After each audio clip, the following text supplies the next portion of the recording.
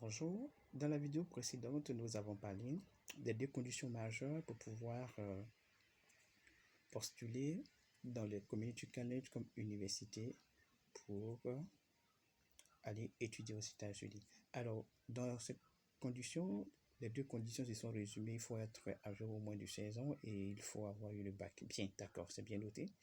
Mais il y a aussi d'autres conditions qui vont s'annoncer. D'abord, comment faire pour pouvoir choisir son domaine d'études?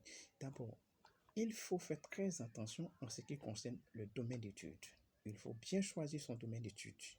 Vous voyez, aujourd'hui, lorsque vous voulez sortir de votre pays pour aller apprendre, on aimerait que vous sortiez et que vous reveniez pour pouvoir développer votre pays, c'est-à-dire l'Afrique est très en retard, donc on suppose que lorsque vous allez faire des formations, ça doit être des formations qui vont non seulement vous servir, mais vont participer aussi au développement économique de votre pays.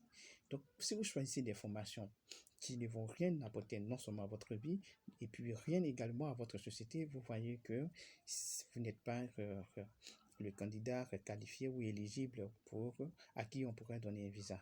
Oui, parce que ça ne va pas vous servir et ça ne va pas servir à votre société non plus pour la formation que vous avez opté pour faire, à faire du moins. Alors, d'abord, vous savez que ce que vous devez savoir, lorsque vous allez étudier aux États-Unis, ce n'est pas pour finir et puis rester là-bas. Vous finissez vos études, vous rentrez chez vous. Le visa F1 et M1, pour ceux qui vont faire des formations professionnelles, c'est M1. Pour ceux qui vont faire des formations universitaires, des études académiques, il s'agit d'un visa F1. Ces visas sont considérés comme des visas non immigrants aux États-Unis. C'est-à-dire que vous partez, vous finissez votre formation et vous revenez. Vous revenez du moins.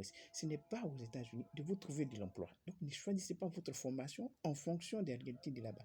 Choisissez votre formation. Les formations qui sont aujourd'hui recherchées en Côte d'Ivoire et qui pourraient qui participent au développement économique des secteurs où il y a de l'emploi, des secteurs où on a besoin de la main-d'œuvre, mais on n'a pas de personnes qualifiées. Si vous choisissez des formations de façon fantaisiste, vous serez recalé lors de l'interview, ils vont vous refuser un visa. Je vous prends un exemple. Quelqu'un qui décide d'aller étudier aux États-Unis et qui a décidé simplement d'aller faire la théologie. Vous voyez, la théologie, ça ne va pas vous apporter grand-chose. À moins que vous voulez créer une église, qu'est-ce que ça apporte au développement économique de votre pays? Vous voyez, la théologie, vous pouvez faire ça partout. Vous pouvez faire ça même en Côte d'Ivoire ici. Bien, pour être pasteur, vous n'êtes pas obligé d'aller aux États-Unis faire une formation en théologie. Donc, ce que vous devez faire, vous devez bien choisir votre domaine d'études. Sur la question des domaines d'études, vous voyez également, pour celui qui, par exemple, qui a décidé d'aller faire de l'astrologie, est-ce que quand vous allez finir, vous allez pouvoir avoir un emploi ici? Non. Depuis que vous êtes en Côte d'Ivoire, vous avez déjà vu en Côte d'Ivoire envoyer une navette spatiale quelque part. On n'est pas là pour ces genres de choses. Donc, si vous choisissez ça, on va voir que ça sera très inutile. C'est une perte de temps, en fait. Si c'est une perte de temps, autant on ne va pas vous donner un visa pour aller vous faire perdre du temps. On ne donne que à ceux qui sont qualifiés, ceux qui méritent.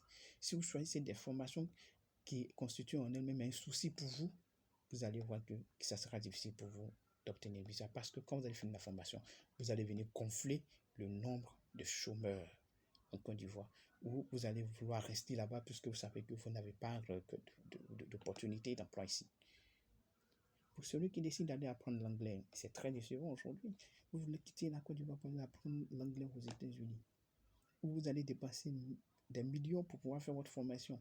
Puis billets d'avion, hébergement, tout ça va vous revenir au moins à 2 à 3 millions de francs CFA. Mais attends, autant mettre tout cet argent pour une formation pour apprendre une langue. Vous voyez? Quand c'est comme ça, on va vous refuser un visa. Oui, parce que ça ne va pas vous servir. Vous dépensez plus que vous ne gagnez. Ça ne va pas vous servir. Pourtant, à l'ambassade des États-Unis, il y a un laboratoire là-bas pour pouvoir apprendre l'anglais. Vous pouvez apprendre l'anglais. Il y a plusieurs structures qui apprennent l'anglais ici. Vous pouvez aller même au Ghana ou faire la même formation à moindre coût. Donc, faites très attention. Si vous choisissez mal, vous aurez des difficultés pour obtenir un visa parce que devant l'agent consulaire, vous serez amené à défendre vos projets d'études, à leur expliquer et à démontrer que lorsque vous allez finir votre formation, ça va permettre aujourd'hui de vous insérer facilement dans la société et apporter un plus au développement économique de votre pays. Si vous n'arrivez pas à démontrer en quoi est-ce que la formation sera bénéfique pour vous et pour votre pays, vous voyez qu'il n'y a aucune certitude qu'après la formation, vous travaillez ou vous revenez, vous n'aurez pas un visa.